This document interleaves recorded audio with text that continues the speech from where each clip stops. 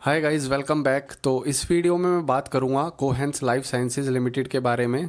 ये कंपनी पहले सुवेन फार्मास्यूटिकल के नाम से ट्रेड करती थी और ये कोहेंस लाइफ साइंसेज में मर्ज हो गई।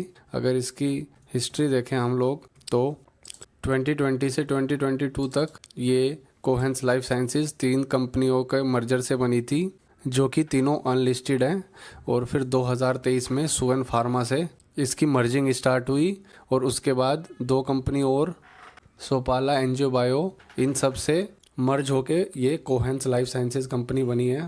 तो इसका बिजनेस सिंपल है। ये सीडीएमओ कंपनी है, यानी कि contract development and manufacture organisation, जिसका कहने को तो बिजनेस बहुत सिंपल है, जो कि कॉन्ट्रैक्ट पे बड़ी बड़ी फार्मा कंपनी जो इनोवेटर्स होती हैं, ड्रग को इनोवेट करती हैं, उनके लिए कॉन्ट्रैक्ट पे उनके ड्रग्स मॉलिक्यूल्स मैन्युफैक्चर और डेवलप करती है। बट जितना सिंपल ये बिजनेस लगता है, उसका एग्जीक्यूशन उतना ही कॉम्प्लेक्स है। तो simply their business is they develop and manufacture complex molecules starting from early research stages all the way to the commercial supply for their clients who are the big innovators. तो innovators कौन होते हैं? Innovators basically जो बड़ी global pharma companies होती हैं या फिर बायोटेक कंपनीज होती हैं, जो न्यू मेडिसिन को इन्वेंट करती हैं, वो होती हैं। जैसे कि कोई न्यू कैंसर ड्रग डिस्कवर किया या फिर कोई रेयर डिजीज ड्रग डिस्कवर किया।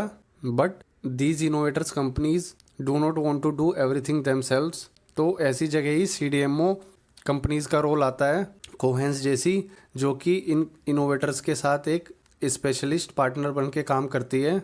इन इनोवेटर के पास आइडिया होता है और पेटेंट होता है, और कोहेंस के पास केमिस्ट्री स्किल होती है और फैक्ट्रीज होती हैं स्पेशल, और दोनों मिल के काम करके ड्रग को बनाते हैं। तो अगर कोहेंस का रोल सिंपली हम समझें तो ये इनोवेटर्स को हेल्प करते हैं एक ड्रग आइडिया को रियल और यूजेबल मेडिसिन बनाने में। तो कई लोगों का ये भी सवाल आता है कि इनोवेटर खुद ही ड्रग क्यों नहीं बना लेते। तो सबसे पहले समझने की ज़रूरत है कि ड्रग स्टार्टिंग में जब डिस्कवरी होती है या फिर आइडेंटिफिकेशन होती है किसी भी मेडिसिन की, तो ड्रग सिर्फ और सिर्फ एक आइडिया होता है। इनोवेटर्स क्या करते हैं, कोई भी मॉलिक्यूल अपनी लैब में डिस्कवर करते हैं और उस स्टेज पे ये अनक्लियर होता है उनको कि मैन्युफैक्चरिंग कैसे होगी। फिर केमिस्ट्री भी उस मॉलिक्यूल की स्टेबल नहीं होती और वो आगे काम करेगा भी कि नहीं करेगा, इसकी भी सर्टेनिटी नहीं होती। सिर्फ मोटा मोटी उनको पता होता है कि ये ड्रग कहीं ना कहीं इफ़ेक्टिव हो सकता है। तो यहीं पे कोहेंस जैसी कंपनीज को ये लोग काम देते हैं, जो इनके लिए हेल्प करती है उस मॉलिक्यूल की केमिकल प्रोसेस को डिज़ाइन करने में, मॉलिक्यूल को सेफली बनाने में, उस मॉलिक्यूल की एफिशिएंसी और क्वालिटी और यील्ड बढ़ाने में, और उसको रिप्रोड्यूसिबल बनाने में, क्योंकि इन सब के बिना drug can not move ahead. और इसके बाद अलग अलग क्लिनिकल ट्रायल्स भी होते हैं, अलग अलग फेसेस होते हैं हर एक ड्रग के, फेज़ 1, फेज़ 2, फेज़ 3।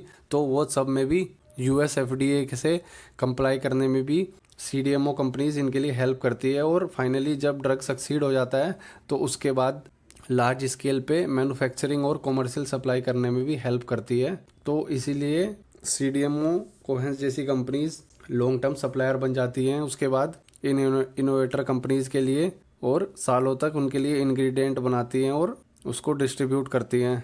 तो इसीलिए ये बिज़नेस सिंपल नहीं है, क्योंकि जब तक ड्रग अप्रूव नहीं होता, बहुत सारे ड्रग्स फेल हो जाते हैं, तो इनका रेवेन्यू भी जब तक नहीं बढ़ेगा। जितने ज़्यादा ड्रग अप्रूव होते जाएंगे वैसे वैसे कोहेंस का बिजनेस भी बढ़ेगा। बट जितने ज़्यादा मॉलिक्यूल्स और ड्रग्स फेल होते हैं तो इनके बिजनेस को इम्पैक्ट होता है उसका, क्योंकि बहुत ज़्यादा फेलियर रेट है यहाँ पे। तो यही कारण है कि बहुत सारी इनोवेटर्स कंपनी आउटसोर्स क्यों करती हैं सीडीएमओ कंपनीज को इंस्टेड ऑफ मेकिंग देमसेल्व्स, क्योंकि ज़्यादातर ड्रग्स फेल हो जाते हैं। और अगर इनोवेटर हर आइडिया के लिए एक नई फैक्ट्री बनाने लग जाएगा इन मॉलिक्यूल्स को बनाने के लिए, तो जैसे ही ड्रग कोई फेल होगा तो फैक्ट्री भी उनकी यूजलेस हो जाएगी, इतना सारा जो कैपिटल लगाया था वो भी वेस्ट हो जाएगा।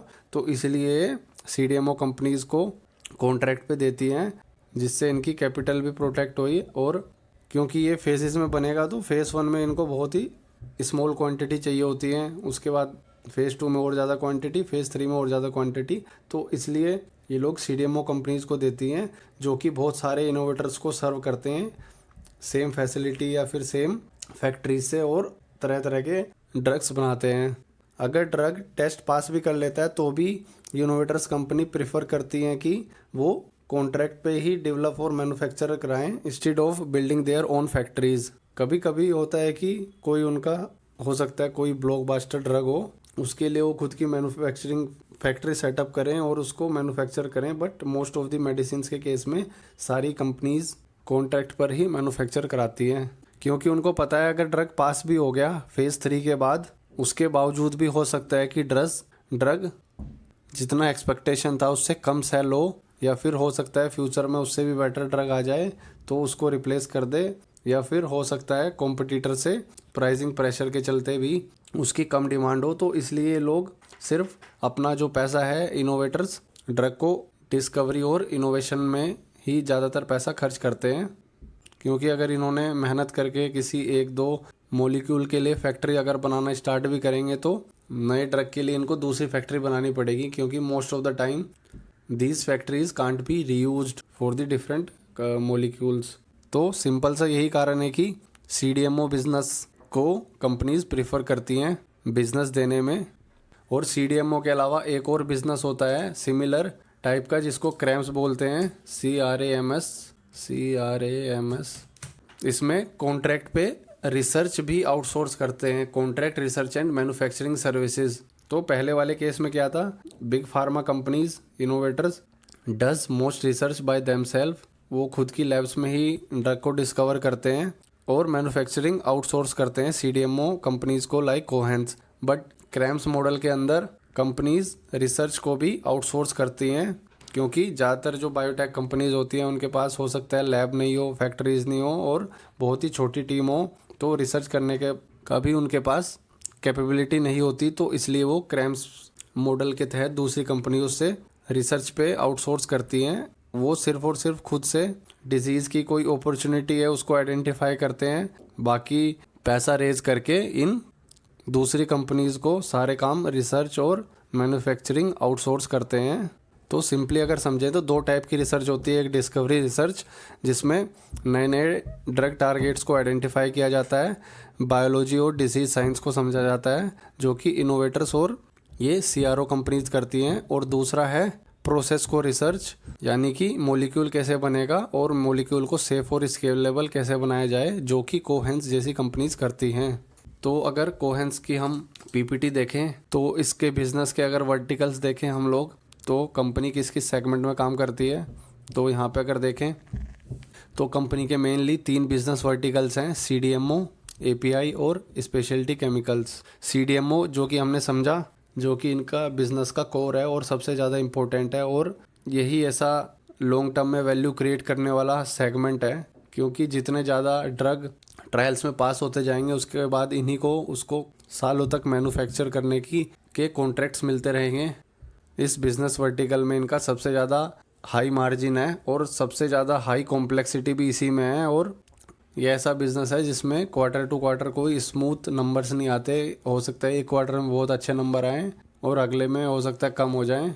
दूसरा इनका API का बिज़नेस है, जिसमें ये लोग APIs बनाते हैं, जो कि किसी मेडिसिन में मेन एलिमेंट होता है उसको काम करने के लिए, एक्टिव फार्मास्यूटिकल इंग्रेडिएंट। तो ये लोग API बना के उसको सेल करते हैं। तो ये थोड़ा स्टेबल बिजनेस है, जो कि ज़्यादा हाई ग्रोइंग नहीं है, बट इससे इनको फिक्स्ड स्टडी कैश जनरेट होता है, जो कि ये फिर CDMO बिजनेस में इनको सपोर्ट करता है फाइनेंशियली। और तीसरा स्पेशलिटी केमिकल बिजनेस है, जिसमें कि कंपनी कुछ स्पेशलिटी केमिकल्स बनाती है। तो स्पेशलिटी केमिकल बिजनेस भी थोड़ा साइक्लिकल है और ज़्यादा बड़े साइज़ का नहीं है। तो मेन जो इनका ग्रोथ का इंजन का बिजनेस है वो CDMO ही है। अगर हर एक सेगमेंट का वो देखें हम लोग ब्रेकअप वाइज कितना रेवेन्यू कहाँ से आता है, तो 41% सेल्स इनकी CDMO से आती है, 13% स्पेशलिटी केमिकल और 46% API से। इसमें CDMO में अगर देखें तो क्या क्या बनाते हैं, small molecules, ADC payload linker, bio conjugation और ओलिगो न्यूक्लियोटाइड्स। स्मॉल मॉलिक्यूल्स में इनके पास क्या क्या है, 16 कॉमर्शियल पेटेंटेड मॉलिक्यूल्स हैं, 20 टॉप इनोवेटर रिलेशंस, जो कि इनके रेवेन्यू को 85% से ज़्यादा का रेवेन्यू आता है यहाँ से। और इनके पास अभी 9 ऐसे मॉलिक्यूल बना रहे हैं जो कि फेज़ 3 में हैं, ट्रांसलेटिंग इनटू 15 इंटरमीडिएट्स और RFAQs growing 2x, request for quotation growing 2x। तो फेज़ 3 आखिरी होता है। तो फेज़ 3 में इनके 9 मॉलिक्यूल्स पहुंच चुके हैं। अगर यहाँ से फेज़ 3 में इनके ट्रिनो के ट्रायल पास हो जाएंगे तो ये मॉलिक्यूल कॉमर्शलाइज हो जाएंगे और इनका अच्छा खासा रेवेन्यू उसके बाद बढ़ सकता है। और कोई भी मॉलिक्यूल अगर हम समझे तो मॉलिक्यूल एक फाइनल स्टेज होता है। स्टार्टिंग में किसी भी मॉलिक्यूल को बनाने के लिए रॉ मटेरियल लगता है और बीच में काफ़ी सारे इंटरमीडिएट्स बनते हैं और उन इंटरमीडिएट से बन के फाइनली मॉलिक्यूल बनता है। तो इन मॉलिक्यूल को बनाते बनाते इनके पास 15 इंटरमीडिएट्स भी हैं जिनको कि ये अलग से सेल करके पैसा कमा सकते हैं। इंटरमीडिएट्स जो कि दूसरे और एपीआईज या फिर मॉलिक्यूल्स बनाने में काम आ सकते हैं। और इनके लिए इनके पास अलग अलग इनोवेटर से या फिर जो भी ड्रग बनवाना चाहते हैं उनके पास से इनके पास जो कोटेशन आ रही है वो डबल हो चुकी है, यानी कि काफ़ी लोग इंक्वायर कर रहे हैं इनसे। तो 9 मॉलिक्यूल मतलब फ्यूचर में 9 रेवेन्यू लाइंस और खुल सकती हैं और 15 रेवेन्यू जनरेटिंग केमिकल प्रोडक्ट्स भी बिक सकते हैं। उसके बाद अगर हम समझें एडीसी पेलोड क्या है, तो एडीसी होता है, अगर सर्च करें इसकी full form, ADC full form medicines antibody drug conjugate, जो कि कैंसर थेरेपी में यूज़फुल होता है। इसमें 3 कंपोनेंट्स होते हैं, एंटीबॉडी, पेलोड और लिंकर, जो कि एक कैंसर मिसाइल की तरह काम करता है। एंटीबॉडी कैंसर सेल को आइडेंटिफाई करता है, पेलोड होता है कैंसर किलिंग पॉइजन जो कि उसको मारता है कैंसर सेल्स को, और लिंकर होता है एक ग्लू की तरह काम करता है जो इन दोनों को ज्वाइन करके रखता है। तो ये तीनों मिलकर एक पावरफुल कैंसर ड्रग बनाते हैं। तो एडीसी क्या प्रॉब्लम सोल्व कर रहा है? बेसिकली नॉर्मल जो कीमोथेरेपी होती है वो कैंसर सेल के साथ साथ हेल्दी सेल्स भी मार देती है, जिसके चलते बहुत सारे हैवी साइड इफ़ेक्ट्स होते हैं। जबकि एडीसी सिर्फ पर्टिकुलर कैंसर सेल को टारगेट करता है और उन्हीं को पॉइजन देता है, और जिसके चलते हेल्दी सेल डेड नहीं होते और काफ़ी लेस साइड इफ़ेक्ट्स होते हैं। इसीलिए जो एडीसी ड्रग हैं आज के टाइम पे बहुत फास्ट तरीके से ग्रो कर रहे हैं। तो ये कोहेंस इसमें क्या बनाता है एडीसी में, अगर हम देखें, 2 unique commercial ADCs payload supplies to large innovators working with other 3 large pharma innovators developing new customized payloads and dedicated capacities, received an adjacent payload RFPs from EU partner. Drug discovery to commercial full chain exposure, added 17 new customers in calendar year 25 in NJ Bio including 2 large innovator pharma companies. तो Cohen सिर्फ antibodies नहीं बनाता, यहाँ पर cancer के जो ये payload, जो किलिंग पेलोड होता है, इनको बनाता है। लिंकर केमिस्ट्री भी डेवलप करता है, लिंकर भी बनाता है, और साथ ही साथ पेलोड का डेवलपमेंट भी देखता है और बायो कंजुगेशन भी करता है। तो इस चेन का एंड टू एंड सारी चीज़ें बनाता है, जो कि बहुत काफ़ी डीप केमिस्ट्री है। काफ़ी कम कंपनीज ग्लोबली ये कैपेबिलिटी रखते हैं, इसीलिए इनोवेटर्स कंपनी कोहेंस जैसी कंपनीज को कॉन्ट्रैक्ट देती हैं। तो क्योंकि पेलोड्स काफ़ी हाईली टॉक्सिक होते हैं, क्योंकि ये कैंसर सेल को मारने के लिए बने हैं, इसलिए बायो कंजुगेशन बहुत ज़रूरी है। तो इसलिए जो इनको डेवलप करना है, इसकी केमिस्ट्री बहुत ज़्यादा कॉम्प्लेक्स है, इसलिए इसमें अलग अलग रेगुलेटर्स वो काफ़ी क्लोजली वॉच करते हैं जो कंपनीज इनको मैन्युफैक्चर कर रही हैं। इसलिए वर्ल्ड वाइड काफ़ी गिनी चुनी ग्लोबल सीडीएमओज कंपनी है जो एडीसी का वर्क करती हैं। वो हम आगे देखेंगे कौन कौन सी कंपनी है। तो सिंपली अगर एडीसी को समझें तो कीमोथेरेपी एक ओल्ड टेक्नोलॉजी है, और ये जो टारगेटेड थेरेपी है उसके अंदर एडीसी आता है। ये अभी नई टेक्नोलॉजी है जिसमें एक टारगेटेड पोर्शन पे ये अटैक करते हैं। और एडीसी का मार्केट अभी ऑलरेडी काफ़ी बड़ा हो चुका है, क्योंकि बहुत सारे जो ड्रग्स हैं अभी फेज़ 2 और फेज़ 3 ट्रायल में पहुंच चुके हैं, और सारी जो बड़ी फार्मा कंपनीज़ हैं उनके ऑलरेडी एडीसी प्रोग्राम्स चल रहे हैं। तो एडीसी एक काफ़ी फास्ट ग्रोथ फेज़ में है अभी, जिसमें लगातार नए नए ड्रग्स पे डिस्कवरी और अलग अलग ट्रायल्स चल रहे हैं। अगर हम सर्च करें how many drugs are there currently, how many ADC drugs currently in world, so as of early 2026 there are approximately 17 to 21 antibody drug conjugates approved for clinical use worldwide, with rapid growth in the pipeline. These targeted therapies are used for various solid tumors and hematological cancers with over 400 ADC candidates currently in development. तो ये company इसमें काम कर रही है। उसके बाद तीसरा अगर हम देखें इनका ओलिगोन्यूक्लियोटाइड्स, इसको अगर सर्च करें तो ये क्या होता है? Basically short piece of DNA और आरएनए जो कि एक इंस्ट्रक्शन की तरह एक्ट करता है इनसाइड दी बॉडी। तो इंस्टेड ऑफ किलिंग सेल्स, जैसे कि कीमोथेरेपी में सेल को किल करते हैं, वो सेल्स को बताता है व्हाट टू डू और व्हाट नॉट टू डू। तो बेसिकली ये बॉडी के लिए एक सॉफ्टवेयर कोड होता है। ये बेसिकली बॉडी को रूट कोज पे, जीन लेवल पे टारगेट करता है और जीन्स को ऑन और ऑफ कर सकता है। तो ये रेयर डिजीज़ में या फिर जेनेटिक डिसऑर्डर या फिर कैंसर जैसी बीमारी में यूज़फुल होता है। ये काफ़ी अलग अलग टाइप्स के होते हैं, जैसे एंटीसेंस, siRNA, miRNA। सो सारे के सारे RNA और DNA लेवल पे वर्क करते हैं। तो आजकल वर्ल्ड में ये भी यूज़ हो रहा है, बट काफ़ी अर्ली स्टेज में है ये अभी भी। अगर सर्च करें how many oligonucleotide in world, so as of 24-25 there are over 20 approved commercial drugs, और काफ़ी सारे अभी भी पाइपलाइन में हैं। तो ये भी काफ़ी हार्ड होता है बनाना, क्योंकि इसकी केमिस्ट्री भी बहुत ज़्यादा प्रिसीजन चाहिए और मॉलिक्यूल्स बहुत फ्रेजाइल होते हैं और उनको सेल्स तक पहुंचाना बहुत ही डिफ़िकल्ट और कॉम्प्लेक्स प्रोसेस है। ये भी वर्ल्ड वाइड काफ़ी फ्यू कंपनीज ग्लोबली करती हैं। तो कोहेंस का इसमें भी बहुत काफ़ी मिनिमल सा रेवेन्यू आता है आज की डेट में, बट ये इनके लिए काफ़ी हाई ग्रोथ रेवेन्यू साबित हो सकता है फ्यूचर में, अगर इनका एग्जीक्यूशन सही रहा। अगर हम आगे देखें पीपीटी में, तो यहाँ पे बोल रहे हैं commercial pipeline continues to be strong, 2 molecules moving to commercial, active pipeline of 100+ project spanning phase 1 to phase 3 में 100 से भी ज़्यादा प्रोजेक्ट्स हैं। फेज़ 3 पाइपलाइन जो कि हमने देखा, now 2 products from phase 3 has secured US FDA approval, we anticipate 2 more product to receive approval in coming 8 to 12 months। यहाँ पे इन्होंने दिया भी है कि 2023 में इनके फेज़ 3 में 2 मॉलिक्यूल थे, आज की डेट में 9 है, और उस टाइम 6 इंटरमीडिएट्स थे फेज़ 3 के, आज 15 है।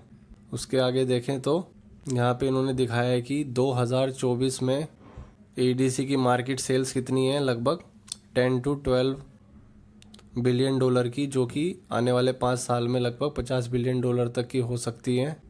और सिमिलरली अगर ओलिगोन्यूक्लियोटाइड्स का देखें तो इसका मार्केट भी ये बोल रहे हैं कि 25% प्लस CAGR से 24 से 2029 तक बढ़ने के चांसेस हैं, जो कि आज 1 बिलियन डॉलर का है और 2029 तक 4 बिलियन डॉलर का हो सकता है। उसके बाद अगर एक और स्लाइड देखें तो यहाँ पर इन्होंने दिखाया है कि कोहेंस किस किस फास्ट ग्रोइंग टेक प्लेटफॉर्म में प्रेजेंट है। तो यहाँ पे वाई एक्सिस पे इन्होंने लिया है कि एक्सपेक्टेड मार्केट ग्रोथ 2023 से 2029 में किस किस सेगमेंट में किस स्पीड से ग्रो कर सकता है। तो ये ब्लू वाले जो हैं, इन सब में कोहेंस की प्रेजेंस है। तो ADC, oligonucleotides and nucleic acid, इन 2 में ये वर्क कर रहे हैं जैसा कि हमने देखा। तो इसका एक्सपेक्टेड ग्रोथ 25 से 30% के बीच में है आने वाले 4-5 सालों में। प्रोटीन डिग्रेडर्स और सेल एंड जीन थेरेपी सबसे हाई रेट से ग्रो करने वाले हैं, बट उसमें फ़िलहाल कंपनी की कोई प्रेजेंस नहीं है। और नेक्स्ट स्लाइड में इन्होंने पूरी वर्ल्ड वाइड जितनी भी कंपनीज किस किस सेगमेंट में काम करती हैं वो सब दिखाया है। यहाँ पे इन्होंने दिखाया कि कोहेंस किस किस सेगमेंट में काम करती है, और यहाँ पे सबकी कैपेबिलिटी दिखाई है। 3 ब्लू टिक मतलब वेरी स्ट्रॉन्ग कैपेबिलिटी, 2 टिक स्ट्रॉन्ग कैपेबिलिटी, 1 टिक एमर्जिंग या फिर लेस एस्टेब्लिश्ड कैपेबिलिटी, और जहाँ पे कोई टिक नहीं है तो वहाँ पे नेग्लिजिबल और नॉन एग्जिस्टेंट कैपेबिलिटी। और ये जो ब्लू बॉक्सेस में है ये काफ़ी high growth small molecule segments है। सबसे पहले अगर देखें तो बायोलॉजिक्स लार्ज मॉलिक्यूल्स में जो सेल एंड जीन थेरेपी है और मोनोक्लोनल एंटीबॉडीज़ और रिकम्बिनेंट टेक्नोलॉजी है, जो कि हमने प्रीवियस स्लाइड में देखा सबसे फास्ट तरीके से ग्रो करने वाली है, बट इसमें कोहेंस की कोई प्रेजेंस नहीं है। और इसके कंपटीटर्स में, इंडियन कंपटीटर्स में 2 कंपनीज़ हैं जो कि इन्होंने नाम नहीं लिया है, Peer 2 और Peer 3 दिखाया है, जिसमें कि एक कंपनी की स्ट्रॉन्ग कैपेबिलिटी है और दूसरे की एमर्जिंग कैपेबिलिटी है। और वर्ल्ड वाइड देखें तो EU Peer 1 यानी कि यूरोप की कोई कंपनी है जिसकी बहुत अच्छी कैपेबिलिटी है इस सेगमेंट में, और चाइनीज़ पीयर की भी। तो इसमें तो फ़िलहाल कोहेंस की कोई प्रेजेंस नहीं है, फ़िलहाल इनका इसमें कोई फोकस नहीं है। और जो उसके बाद स्टैंडर्ड स्मॉल मॉलिक्यूल्स होते हैं उसके डेवलपमेंट और मैन्युफैक्चरिंग में इनकी अच्छी कैपेबिलिटी है, जो कि बाकी इनके पीयर्स हैं इंडिया में उनकी भी मोस्टली की अच्छी कैपेबिलिटी है, और यूरोप में भी अच्छी कैपेबिलिटी है, जबकि चाइनीज़ कंपनी की काफ़ी स्ट्रॉन्ग कैपेबिलिटी है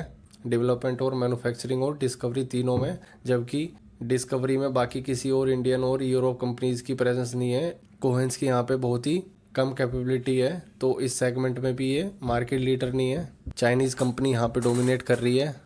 सिमिलरली फर्मेंटेशन में भी इनका कोई बिजनेस नहीं है, तो इन्होंने अपने आप को सिंपली दिखाया जो कि high growth small molecule segment है। ये ब्लू वाले 4 और ये, तो इनमें ही इनकी तीन में इनकी बहुत अच्छी स्ट्रॉन्ग कैपेबिलिटी है, एडीसी और प्रोटीन डिग्रेडर्स में और HPAPI में, जो कि बाकी और कोई भी इंडियन कंपनीज़ की इनके बराबर की कैपेबिलिटी नहीं है। एडीसी में यूरोप की कंपनी और चाइनीज़ कंपनी इनके कंपटीशन में है, और HPAPI में सिर्फ यूरोप की कंपनीज चाइनीज़ कंपनीज से भी आगे हैं, और बाकी ओलिगोन्यूक्लियोटाइड्स और पेप्टाइड्स में इनकी स्ट्रॉन्ग और एमर्जिंग कैपेबिलिटी है। जबकि इंडियन कंपनीज ओलिगोन्यूक्लियोटाइड्स में तो इनके सामने नहीं है, बट पेप्टाइड्स में इनसे बेटर हैं कुछ इंडियन कंपनीज, जबकि ग्लोबल कंपनीज यूरोप और चाइनीज़ इन दोनों सेगमेंट में इनसे बेटर परफॉर्म कर रही है। तो ओवरऑल अगर देखें तो जिस सेगमेंट में कंपनी अभी ऑपरेट कर रही है CDMO बिजनेस में, उनमें अगर ओवरऑल रैंकिंग देखें इनकी वर्ल्ड में, तो मोस्टली ये टॉप 3 में तो आ ही जाएंगे, चाइनीज़ पीयर, यूरोप पीयर के बाद, या फिर हो सकता है टॉप 2 में चाइनीज़ पीयर के बाद इनकी ही सबसे स्ट्रॉन्गेस्ट कैपेबिलिटी हो वर्ल्ड में इन मॉलिक्यूल्स को बनाने में। तो इसके बेसिस पे ही कंपनी आज जो $335 मिलियन का रेवेन्यू है, उसको बोल रही है कि 2030 तक इनका $1 बिलियन का टारगेट है, और CDMO का शेयर 80% तक ले जाना है, API और स्पेशलिटी केमिकल का शेयर कम करके, और 2035 तक 10 साल का लगभग $2 बिलियन का टारगेट है, और 90% प्लस CDMO तक जाना है इनको। इसकी अगर शेयर होल्डिंग पैटर्न हम लोग देखें तो इसके प्रोमोटर्स हैं बरिएंडा लिमिटेड और जुस्मेरल होल्डिंग लिमिटेड आज की डेट में, जो कि सिंपली फॉरेन होल्डिंग एंटिटी है एडवेंट इंटरनेशनल की। अगर हम लोग सर्च करें, Berhyanda Limited is an investment holding company backed by fund manage by Advent International. तो आज की डेट में इसके जो ओनर हैं बरिएंडा लिमिटेड और सिमिलरली जुस्मेरल होल्डिंग लिमिटेड, उनको ओन करता है एडवेंट इंटरनेशनल। और ये ग्रुप जब पहले सुवेन फार्मास्यूटिकल के नाम से थी ये कंपनी, तो इसके प्रोमोटर थे जस्ती प्रॉपर्टी, जिनके पास आज की डेट में 6.4% की होल्डिंग बची है सिर्फ। तो आज की डेट में इसके ओनर हैं मेनली प्रोमोटर जो हैं एडवर्ट इंटरनेशनल है, जो कि एक बहुत बड़ी प्राइवेट इक्विटी फर्म है जिसके पास लगभग $100 बिलियन के एसेट अंडर मैनेजमेंट है, और वर्ल्ड में 8th नंबर पर रैंक करती है ये प्राइवेट इक्विटी फर्म, जो कि स्मॉल कंपनीज़ को खरीदते हैं और उनको काफ़ी अच्छी वैल्यूएशंस पे ले जाके काफ़ी बड़ी साइज़ की बना के उसको एग्जिट करते हैं। इसके अगर हम लोग फंड लिस्ट देखें तो यहाँ पे इनके अलग अलग इन्वेस्टमेंट फंड्स दिए हुए हैं। तो जो इनका ये लास्ट वाला फंड है advent global private equity fund, जो कि 2022 में स्टार्ट हुआ है, इसमें लगभग इन्होंने $25,000 जो लगाए हैं। इसी फंड के अंदर इनकी कोहेंस की इन्वेस्टमेंट भी है, और कोहेंस इन्होंने सुवेन फार्मा से 28 सितंबर 2023 में ये डील कंप्लीट करी थी। यहाँ पे अगर हम देखें ट्रेड्स में सितंबर 2023 से यहाँ पे इनकी एंट्री है, तो 28 सितंबर 2023 को इन्होंने सुवेन फार्मा को एक्वायर किया था 495 के शेयर पर। उसके बाद ये शेयर यहाँ से काफ़ी ऊपर गया, लगभग 2-3 गुना, और अभी फिर सेम रेट पे आ गया। तो चार्ट प्राइस को बाद में डिस्कस करते हैं। इससे पहले अगर देखें तो कंपनी के बोर्ड ऑफ डायरेक्टर्स में देखें कौन कौन है, तो बोर्ड ऑफ डायरेक्टर्स, यहाँ पे इनके बोर्ड ऑफ डायरेक्टर देखें तो executive chairman, managing director, non executive director, independent director, independent. तो ये नॉन एग्जीक्यूटिव जो डायरेक्टर हैं श्वेता जलन, नीचे भी इंडिपेंडेंट और एक और नॉन एग्जीक्यूटिव डायरेक्टर हैं मिरोद पदिकल। तो ये अबू धाबी इन्वेस्टमेंट अथॉरिटी के जो इन्वेस्टमेंट है उनकी तरफ से उन्होंने डायरेक्टर बिठाया है। और श्वेता जलन जो हैं, अगर इसको जूम करें तो miss Shweta Jalan was appointed as non executive director. She is the managing director and India head at Advent International. तो एडवेंट इंटरनेशनल की तरफ से इन्होंने अपनी बोर्ड ऑफ डायरेक्टर ये बिठाई हुई हैं, जिनको 23 ईयर्स का एक्सपीरियंस है प्राइवेट इक्विटी इंडस्ट्रीज़ में। और इन्होंने 2009 से ये एडवेंट इंडिया के साथ काम कर रही हैं। उससे पहले ये ICICI venture private equity firm में काम करती थी। तो बेसिकली कहने का मतलब ये है कि जो अभी एडवेंट इंटरनेशनल लगभग 58% की होल्डिंग इसमें एज अ प्रोमोटर के तौर पर रखता है, तो उसको मैनेज करने के लिए उन्होंने ये डायरेक्टर को नॉमिनेट किया हुआ है, जो कि मैनेजमेंट को परफॉर्म करने के लिए पुश करेगी, क्योंकि जब से इन्होंने इसमें इन्वेस्ट किया हुआ है तब से अभी तक 3 साल का टाइम हो चुका है, लगभग 2.5-3 साल का, और अभी तक कुछ पैसा नहीं कमाया है इस कंपनी से। और जो मोस्टली जो पी फंड होते हैं इनकी साइकिल्स होती हैं, तो कुछ सालों में इनको एग्जिट करना होता है, क्योंकि ये इनका खुद का पैसा नहीं होता, ये अपने क्लाइंट से पैसा लेके उनके बिहाफ पे इन्वेस्ट करती हैं प्राइवेट इक्विटी फर्म। तो जैसे जैसे ईयर्स पास होते जाते हैं P fund must show their results faster, क्योंकि इनको एग्जिट अर्जेंसी इनके लिए राइज करती है। और अब इनका फोकस जैसे जैसे टाइम ज़्यादा होता है बिल्डिंग की से डिलीवरिंग की तरफ आता है। अगर इनकी बैलेंस शीट हम लोग देखें तो बैलेंस शीट से पहले अगर देखें तो पब्लिक में 15-6 अभी 8-9% होल्डिंग है सिर्फ, और अभी इन्होंने कुछ हायर प्राइस पे अपनी एग्जिट करी है। एडवेंट इंटरनेशनल ने सितंबर क्वार्टर में अगर ट्रेड्स में देखें तो सितंबर क्वार्टर में इन्होंने 9 से 6 पे एग्जिट किया है। तो ये कहना गलत होगा कि कुछ नहीं कमाया अभी तक, कुछ परसेंटेज इन्होंने सेल किया है 495 पे लेके यहाँ पे लगभग 906 पे इन्होंने बेचा है। तो 2 साल में इन्होंने कुछ इन्वेस्टमेंट पे 80% कमाया है। उसके बाद से स्टॉक प्राइस नीचे जा रहा है। और ये खरीदा किसने है तो SBI म्यूचुअल फंड और HDFC म्यूचुअल फंड ने खरीदा है। तो यहाँ से इनकी होल्डिंग कम हुई है सितंबर क्वार्टर में, जबकि DI की होल्डिंग बढ़ी है 11 से 20% हो गई है। और अभी लेटेस्ट क्वार्टर में भी जब शेयर प्राइस गिरते जा रहा है तो भी DIs की होल्डिंग बढ़ी है और पब्लिक होल्डिंग थोड़ी सी कम हुई है। तो पब्लिक होल्डिंग काफ़ी कम है, इसमें 8-9% है। अगर हम लोग टिकर टेप पे देखें कोहेंस लाइफ साइंसेज, तो यहाँ पे प्रिसाइज पब्लिक होल्डिंग कितनी है वो दिख जाएगी। तो रिटेल एंड अदर्स के पास लगभग आज की डेट में 6.5% की होल्डिंग है। और बैलेंस शीट पे अगर इसकी जाएँ तो क्योंकि पहले सुवन फार्मा थी ये सिर्फ, तो रिजर्व्स यहाँ पे कंपनी के कम थे। अब जैसे ही मर्ज हो गई है तो 3-4 कंपनियों से मिलके बनी है, तो अभी इनके रिजर्व्स काफ़ी बढ़ गए हैं और कंपनी के पास बोरोइंग काफ़ी कम है। 229 की तो लीज लाइबिलिटीज़ है और लगभग 200-250 करोड़ की ही डेट है, जबकि उससे ज़्यादा तो इनके पास इन्वेस्टमेंट है और 100 करोड़ के आसपास कैश इक्विवेलेंट भी है। तो कंपनी बेसिकली डेट फ्री है। और मर्ज होने के बाद इनके फिक्स्ड एसेट काफ़ी बढ़ चुके हैं। हालांकि जो फिक्स्ड एसेट है वो इंटेजिबल एसेट है। और क्योंकि फार्मा जैसी कंपनी में मेनली तो पेटेंट्स ही होते हैं इनके पास, या फिर टेक्नोलॉजी होती है कॉम्प्लेक्स जिससे मॉलिक्यूल बनाते हैं, तो मोस्टली इनकी जो एसेट्स हैं वो इंटेंजिबल ही होंगे। तो इसकी बैलेंस शीट तो काफ़ी स्ट्रॉन्ग है, कोई इशू नहीं है। अब मेन जो इशू है इसका वो है इसकी प्रॉफिट एंड लॉस स्टेटमेंट में। तो मर्ज होने से पहले सुवन फार्मा जितना पैसा कमाती थी, अभी मर्ज होने के बाद कंपनी उतना ही पैसा कमा रही है। तो प्रॉफिट डिक्रीज हो गया मर्ज होने के बाद। और आखिरी 2-3 क्वार्टर का भी अगर रिजल्ट देखें तो कंपनी कुछ खास अच्छा परफॉर्म नहीं कर रही है, एवरेज ही रिजल्ट आ रहे हैं, जिसके चलते ही इनका हो सकता है शेयर प्राइस काफ़ी गिर गया है। कंपनी की अगर कौन कॉल देखें रीजंस की, मैनेजमेंट क्या बोल रहा है और क्यों ये अच्छा परफॉर्म नहीं कर पा रहे हैं, तो यहाँ पे कंपनी बोल रही है on quality and delivery we completed 4 major customer audits across our CDMO facilities successfully. At the same time we did see some timing related shipment deferrals. तो कुछ इनकी शिपमेंट डिले हुई है स्मॉल मोलिक्यूल्स में। 2 large commercial molecules destocking and NG bio shipment deferrals from early effects of funding winters with a smaller biotech and the Nacharan FDF site shutdown.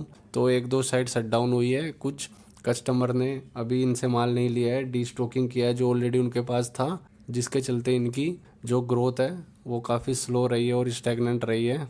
Stepping back our macro reach to has not change materially from Q1.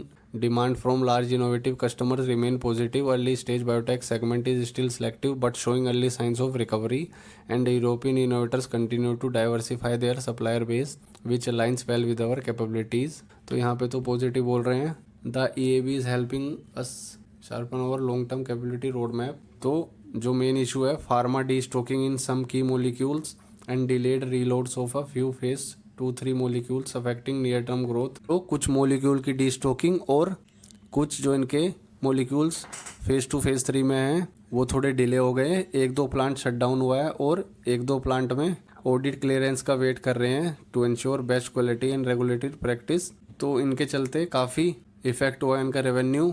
उसके आगे अगर देखें तो जो shipment इनकी delay हुई है financial year 26, उसके चलते इनका फ्लैट रहने वाला है। तो बोल रहे हैं कि 27 में थोड़ा हो सकता है बेटर, उसकी वजह से इनका रेवेन्यू आए और बोल रहे हैं कि इन सब इशू के चलते अभी इनकी फाइनेंशियल ईयर 26 की गाइडेंस जो है वो लगभग इनकी ग्रोथ फ्लैटिश रहने वाली है। जितनी 25 में थी उतनी अभी 26 में होगी, कोई इम्प्रूवमेंट नहीं है। रीजंस हमने देखा, customer destocking, phase delays, funding slow down और मर्जिंग जो इंटीग्रेशन हो रहा है इनका मर्जर उसकी वजह से भी, और एक प्लांट डिसरप्शन की वजह से ये लोग बता रहे हैं कि इनकी फ्लैटिश ग्रोथ है।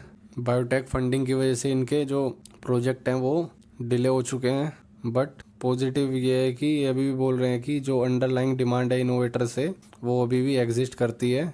फॉर आवर मिड टर्म और rather near financial 27 we do expect the growth to come back in 27।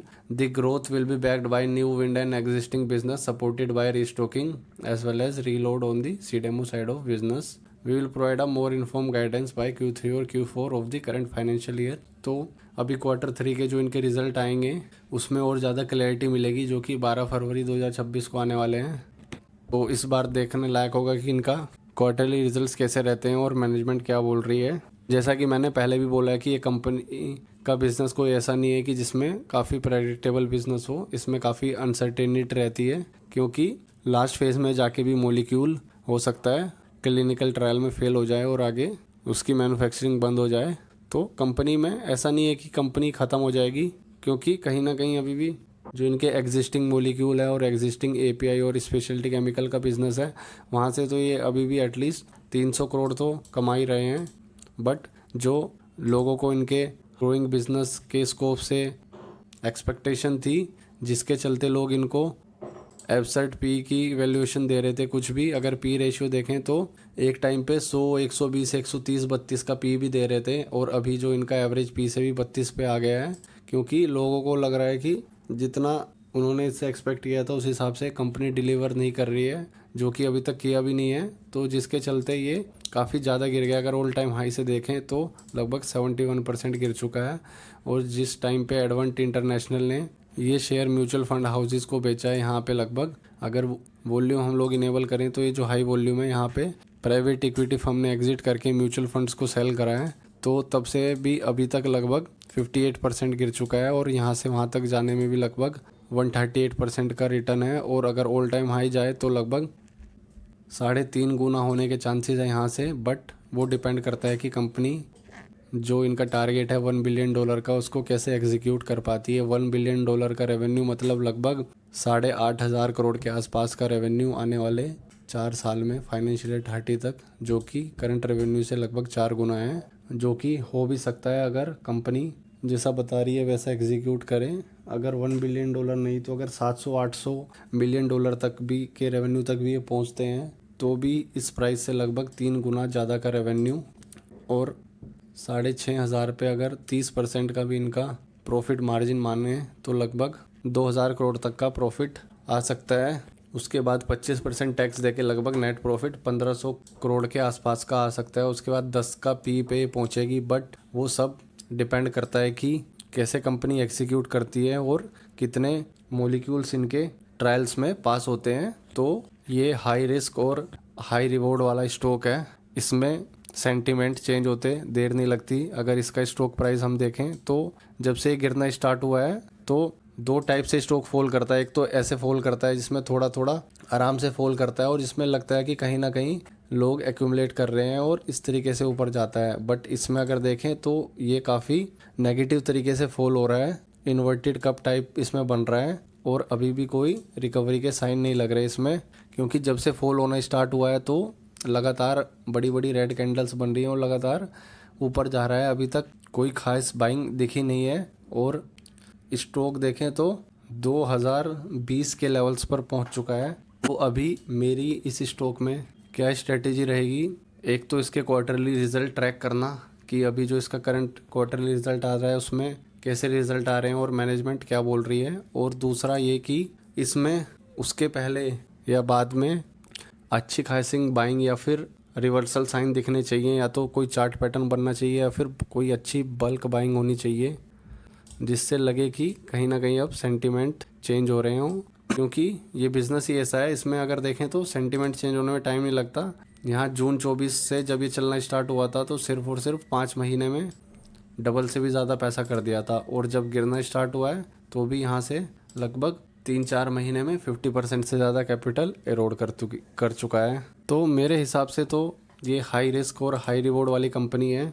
Bankruptcy का इसमें फ़िलहाल कोई रिस्क नहीं है। ऐसा नहीं कि कंपनी ख़त्म हो जाएगी, क्योंकि कंपनी के पास खुद का पैसा है काफ़ी और डेट मैनेजेबल है। और ज़्यादा से ज़्यादा यही होगा कि जो ये एक्सपेक्ट कर रहे हैं जिस हिसाब की ग्रोथ, जब मार्केट को लगता है कि उस हिसाब की ग्रोथ ये नहीं दे पाएंगे, तो इसलिए ये शेयर प्राइस का क्रैश हो रहा है। जबकि अभी भी कंपनी अच्छा खासा प्रॉफिट तो जनरेट कर रही है, ऐसा नहीं कि लॉस में है। तो बैंकरप्सी का तो यहाँ पे कोई रिस्क नहीं है फ़िलहाल। कंपनी जनरेट कैश कर रही है, डेट मैनेजेबल है, कस्टमर्स भी काफ़ी डाइवर्सिफाइड हैं। वर्ल्ड के टॉप इनोवेटर्स के साथ कंपनी काम करती है, ग्लोबल ऑपरेशंस हैं। और जो इनका सबसे बड़ा पॉजिटिव पॉइंट है, जो इनके प्रोमोटर हैं private equity player Advent International, काफ़ी जाना माना नाम है वर्ल्ड में as a private equity player. तो वर्स्ट केस इसमें यही है कि कंपनी हो सकता है स्लो ग्रोथ करें, जिस हिसाब से बोल रहे हैं उस हिसाब से ना करें, तो टाइम लॉस हो सके बट ज़्यादा कोलैप्स होने का यहाँ से तो चांसेस मुझे कम लगते हैं।